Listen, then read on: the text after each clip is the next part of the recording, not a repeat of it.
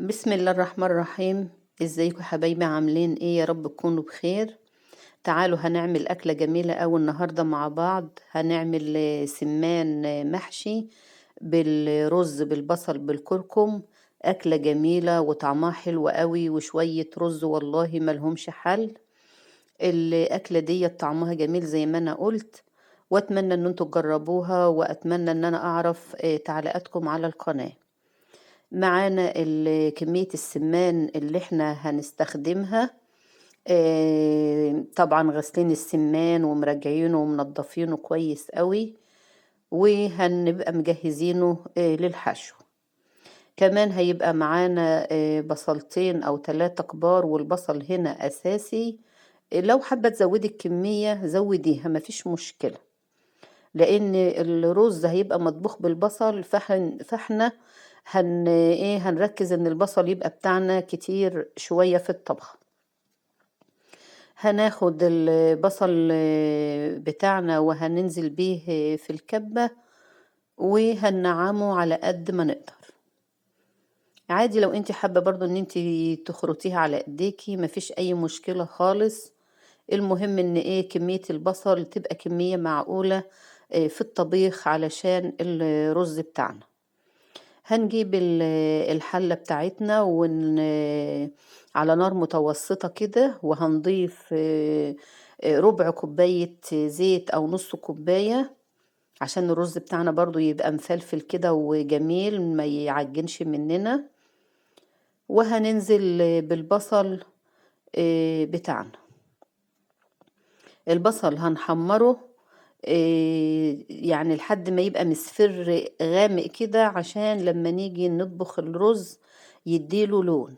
ما احناش هنبقى سايبينه مبيض كده، او نغمقه قوي برضو ان هو يتحرق مننا، لا، عايزينه يبقى دهبي غامق كده جميل،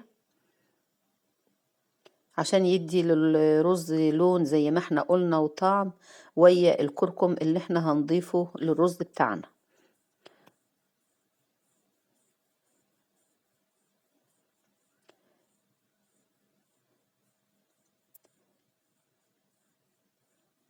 حبة رز والله طعمهم تحفة بصراحة ويا السمان.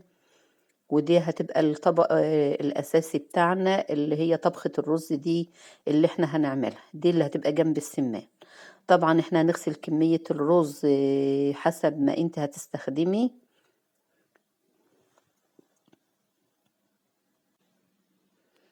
وهنقلب الرز بتاعنا مع البصل كويس قوي.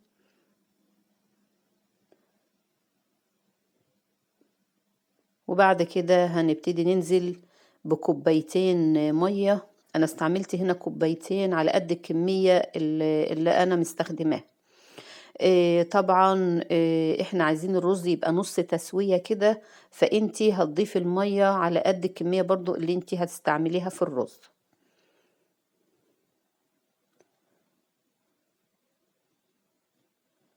بعد كده يا حبايبي بقى هنضيف البهارات بتاعتنا.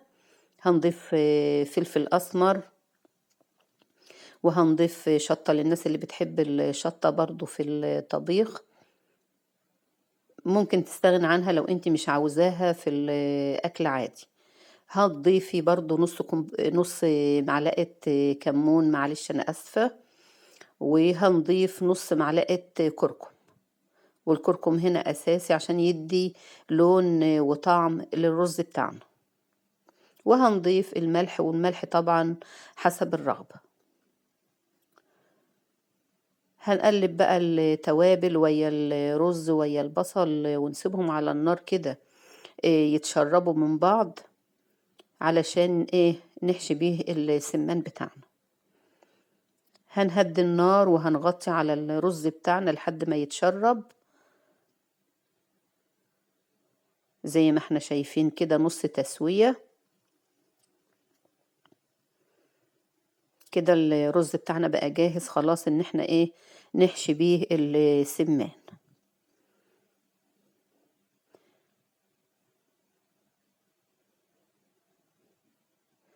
واحنا بنحشي السمان بتاعنا مش هنملى السمانة قوي علشان ما تفرقعش مننا في المية واحنا بنسلقها.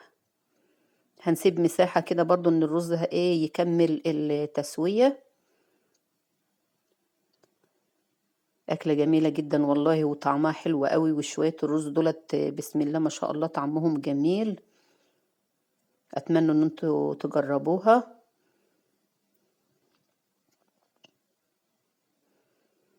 ناخد بالنا برضو ان احنا ما نملاش السمانة قوي زي ما احنا قلنا عشان تكملة التسوية. هنكتف السمانة بتاعتنا كده بقت جاهزة معانا، لا هنربطها ولا هنلفها في ورق ألمونيوم ولا هنعمل فيها أي حاجة، زي ما هي كده هنسويها والله هتبقى زي الفل. استغني بقى عن انك تكتفي وتربطي او نلف في ورق ألمونيا عشان خلاص هي السمان هيفرقع في السليق واحنا بنعمله، او الرز هيطلع من السمانة. ابدا والله بتستوى معاكي بتبقى زي الفل وما بيجرالهاش اي حاجة والرز ما بيخرجش منها. وان شاء الله لو جربت الطريقة ديت هتعملي احلى سمان باحلى طريقة من انك تكتفيها ولا تربطيها، وزي ما هي كده هتبقى معاكي زي الفل. احنا حشينا كمان اهوت واحدة،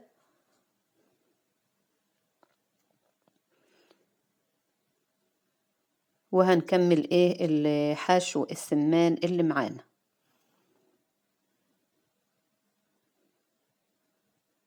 وجربيها بالطريقة ديت وما تقلقيش وما عدتش بقى ان انت لازم تلفيها بخيط او انك تربطيها. اطمني خالص وهتطلع معاكي زي الفل زي ما احنا قلنا.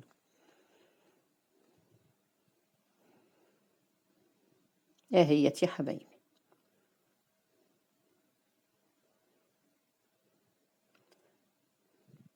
كده السمان بتاعنا كله بقى جاهز معانا اهوت. تعالوا بقى نشوف الطريقة. هنضيف برضو هنا حوالي 3-4 معالق زيت، وهننزل بالسمان بتاعنا في الحلة. هنلوحه وهنقلبه كده على الهادي. التقليب والتلويح دوت بيخلي اللحم بتاع السمان يضم على الرز اللي احنا حاشيينه بيه، والسمانة بتقفل على الرز خلاص ما بيخرجش منها، حتى لو سلقناها في المية والله الرز ما بيخرج منها. غطينا عليها هوت وسبناها على الهادي وهنقلبها بقى في التلويح زي ما احنا قلنا. هنضيف لها بقى الحبهان، الفلفل الأسمر، ورق اللورة، ونسيبها برضو نقلبها من الجهاد للجهادي لحد ما تتحمر معانا، وفي نفس الوقت تضم على الرز اللي احنا حاشيينه زي ما احنا شايفين كده يا حبايبي.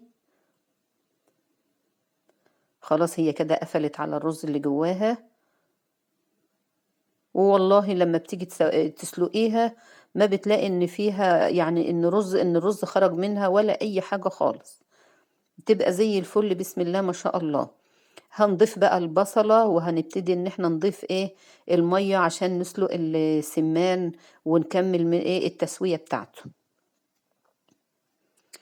واحنا بنسلقه برضو هنخليه تلتين تسوية كده عشان برضو هيبقى فيه تكة كمان هنعملها بعد ما نسلق السمان بتاعنا كده، وهنشوفها ويا بعض. هنسيبه كده يتسلق 3/4 سلقة زي ما احنا قلنا. خلاص السمان اهوت بسم الله ما شاء الله بقى جاهز معانا. هنخرجه بقى من الشوربة.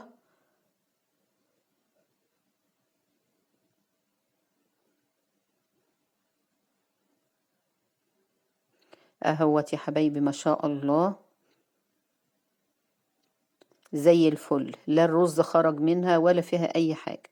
تعالوا بقى على بقية الرز اللي احنا عاملينه اللي هو الطبخة الأساسية اللي هنقدمها ويا السمان.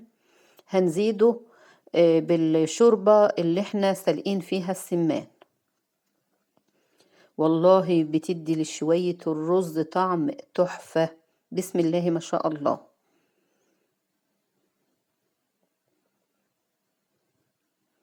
تاخدي بالك من عقد الرز عشان احنا كنا مطبخينه نص تسوية كده.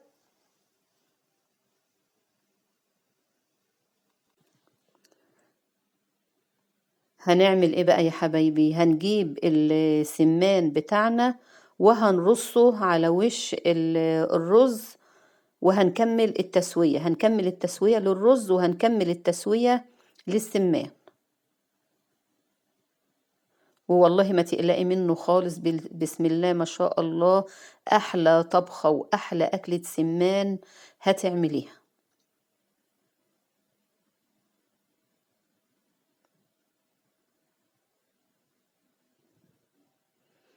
اهوت يا حبايبي بعد ما السمان استوى. ومعلش بقى حقك عليا والله، النور قطع وانا بصور الجزء ده. كده الرز بتاعنا بقى جاهز والسمان بقى جاهز. هنخرج بقى السمان من على وش الرز وهنحمره عادي جنب الرز بتاعنا.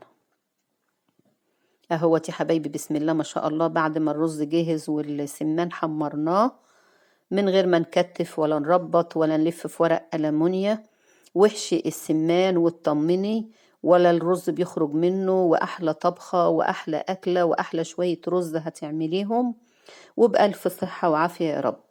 أتمنى يا حبايبي إن الفيديو يكون عجبكم والطريقة تنال إعجابكم، وما تنسونيش في الاشتراك في القناة.